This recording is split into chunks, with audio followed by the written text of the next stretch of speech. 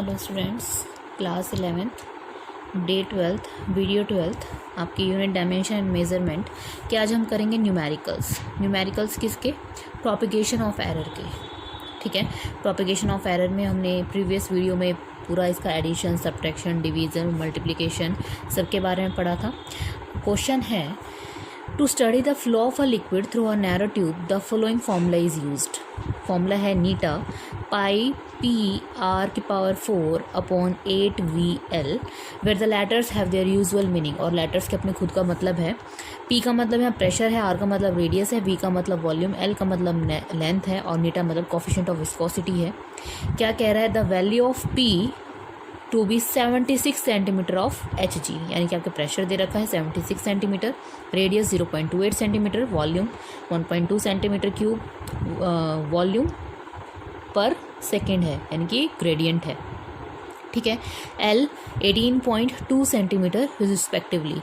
If these quantities are to be measured, accuracy of 0.5 centimetre of H G, 0.01 centimetre of radius, 0.1 centimetre cube per second of we and 0.1 centimetre of L. Find the percentage error. Percentage error मैंने आपको बताया था, इससे से निकलेगा delta नीटा bar upon नीटा। आपको याद हो फ्रैक्शनल एरर निकालते हैं, रिलेटिव परसेंटेज एरर निकलता है रिलेटिव एरर मल्टीप्लाई बाय 100। तो आपको ये परसेंटेज एरर के लिए निकालने क्या रहा है, तो relative error multiply by 100 is equals to pi constant है। पी को क्या लिखोगे?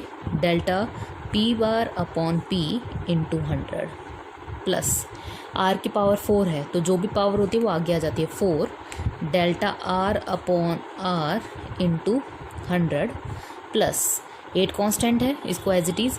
अब सोचो कि v की पावर -1 है, पर माइनस नहीं लिखना है आपको, 1 का 1 रहेगा और delta v by v into 100 plus delta l bar upon l into 100। यहाँ से डेल्टा p बार यानी कि कह रहा है विद द एक्यूरेसी कितनी है 0.5, तो इसको लिख दो 0.5 अपॉन p की वैल्यू कितनी थी 76 centimetre multiply by 100 plus 4 delta R bar कितना है 0.28, तो 0.01 upon 0.28 into 100 plus delta V bar ये आएगा आपका 0.1 upon 1.2 into 100 plus delta L bar 0.1 upon 18.2 into 100।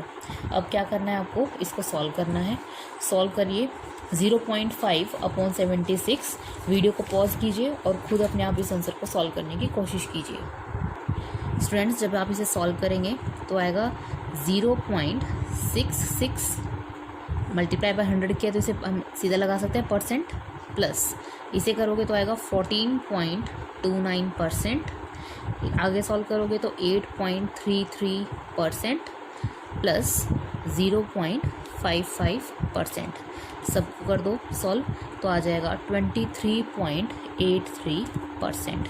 यानी कि आपके पास जो ये डेल्टा नीटा बार अपॉन नीटा जो परसेंटेज एरर आया है, परसेंटेज एरर इन, ये आपके पास परसेंटेज एरर आ जाए। क्लियर है? एक और क्वेश्चन देखते हैं। A physical quantity z is given as this, find the fractional या रिलेटिव एरर इन z। तो कैसे निकालेंगे? Delta z bar upon z, इसी तरह लिखा जाता है फ्रैक्शनल एरर को। अभी आपको परसेंटेज एरर नहीं निकाला, सीधा फ्रैक्शनल एरर निकालना है। तो a की पावर 4 है ना, जो पावर है वो आगे आ जाएगी और delta a bar upon a। अब जो पावर है इसकी 1/3 वो आगे आ जाएगी, delta b bar upon b। बार बार बता रही हूँ c की पावर -1 सोचोगे ऊपर आके, पर नहीं, पावर हमेशा ये सब क्या होता है, हमेशा एरर ऐड होता जाता है। तो plus delta c bar upon c plus अभी पावर 3/2 एज इट इज़ आगे delta d bar upon d। ठीक है, तो ये आपका हो गया सेकेंड क्वेश्चन। अब देखते हैं next question. See students, A physical quantity P is given by this formula a cube b square upon root c by d. The percentage error of measurement in A, B, C, D are 1%, 3%, 4% and 2% respectively. What is the percentage error in P? तो percentage error का formula लिख दें, delta P bar upon P into 100, ये निकालना है हमें. इसको हम लिख सकते हैं 3 delta A bar upon A plus 2 delta B bar upon B. अब ये C की पावर रूट में यानी कि 1/2, तो 1/2 पावर एज इट इज़ आगे delta C bar upon C plus delta D bar upon D. ठीक है. अब इसने कहा कि इसने परसेंटेज एरर दिया हुआ है, ए का परसेंटेज एरर, यानी कि आपको परसेंटेज एरर निकालना है तो मल्टीप्लाई बाय 100, सॉरी इसके साथ सबके बाद मल्टीप्लाई बाय 100, मल्टीप्लाई बाय 100 और मल्टीप्लाई बाय 100. ठीक है. तो आपको ये परसेंटेज एरर दे रखा है, का कितना दे रखा है 1%. ठीक है. तो आप इस तरह से लिख सकते हो 3 इंटू 1% प्लस 2 बी में दे रखा है आपको 3% प्लस 1/2 सी में दे रखा है आपको 4% और डी में दे रखा है आपको 2%. तो 3 इंटू 1 3%, 6% कैंसिल, 2% प्लस 2%, 6 और 3 9 और 2 11 और 2 13%. टोटल एरर आ गया 13%. क्लियर है स्टूडेंट्स यहाँ तक आपको? ये मैंने यहाँ सबकी परसेंटेज की क्या कर दी, वैल्यूज़ पुट कर दी, जो कट रहा था उसे कैंसिल कर दिया और बाकी सबको क्या कर दिया, ऐड कर दिया. ठीक है. तो इस तरह से आपको इनके न्यूमेरिकल सॉल्व करने हैं. तो एक क्वेश्चन और देख लेते हैं इसका. Student C, the next question is the length and the breadth of rectangular object area 25.2 centimeter and 16.8 centimeter respectively and have been measured to an accuracy of 0.1 centimeter. Find the percentage error in the area of an object. आपको पता है rectangle का जो area होता है वो होता है लेंथ इंटू ब्रेथ. ठीक है. तो मैं इस तरह से लिख दूँ, एरिया को लिख दूँ ए से, लेंथ को एक बार मैं एल इंटू बी से लिख दूँ. हमें पता है इसका परसेंटेज एरर निकालना है तो मैं लिख सकती हूँ फ्रैक्शनल एरर मल्टीप्लाई बाय 100. ठीक है. तो इसको ऐसे लिख सकती हूँ delta L fractional error multiply by 100. आपको पता है प्लस यानी कि डेल्टा बी बार आएगा. आपको पता है एरर हमेशा ऐड होता चला जाता है. डेल्टा एल बार यानी कि एक्यूरेसी कितनी है 0.1 और एल की वैल्यू कितनी दे रखी है 25.2 multiply by 100 plus delta B bar same with accuracy 0.1 और ब्रेथ की वैल्यू दे रखी है 16.8 इंटू 100. जब आप इसे सॉल्व करोगे तो आंसर आएगा 0.4%.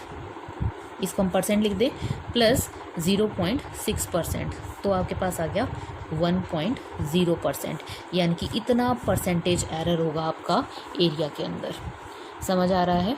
ठीक है. इस तरह से आपको अपने सारे न्यूमेरिकल्स सॉल्व करने हैं. ठीक है.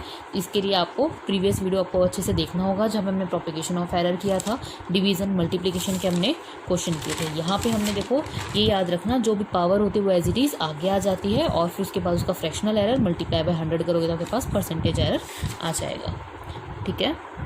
नाउ सी स्टूडेंट्स, अब हम यूनिट के लास्ट टॉपिक की तरफ चलते हैं. एक होता है वर्ड वेट. वेट को लिखा जाता है W से. W होता है M इंटू जी. M होता है मास ऑफ अ बॉडी और G होता है एक्सेलरेशन ड्यू टू ग्रेविटी. ये आपने थोड़ा सा 9th क्लास में पढ़ा है. जैसे हम एक फॉर्मूला लिखते हैं F is equals to G m1 m2 upon r². ये भी मैं डिस्कस कर चुकी हूँ. ये वाला जो G होता है इसे हम कहते हैं ग्रेविटेशनल कांस्टेंट. और इस ग्रेविटेशनल कांस्टेंट की जो वैल्यू होती है ये हमारी फिक्स होती है 6.67 इंटू 10⁻⁻11 न्यूटन मीटर स्क्वायर पर किलोग्राम स्क्वायर.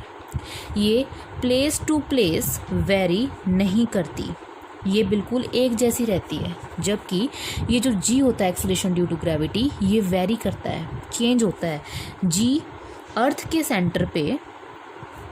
के सेंटर पे इसकी वैल्यू 0 होती है. यानी कि अगर किसी बॉडी का वेट अर्थ के सेंटर पे मेज़र किया जाए तो m इंटू 0 कितना आ जाएगा 0. तो यानी कि जो वेट होता है बॉडी का वो 0 हो सकता है.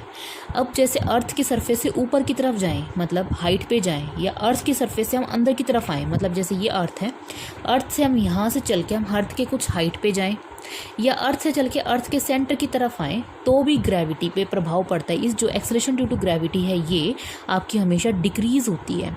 अगर ये डिक्रीज़ होगी तो बॉडी का वेट ऊपर जाओगे या बॉडी का वेट सेंटर की तरफ आओगे तो हमेशा डिक्रीज़ होगा, और अर्थ के सेंटर पे तो क्या हो जाएगा, बिल्कुल ज़ीरो हो जाएगा। जो ये mg होता है, w लिखो उसको या f लिखो, f is equals to mg या w is equals to mg। तो ये क्या है, किस्म का वेट फोर्स है, और फोर्स की ऐसा यूनिट क्या होती है, न्यूटन। तो वेट की भी ऐसा यूनिट क्या होगी, न्यूटन।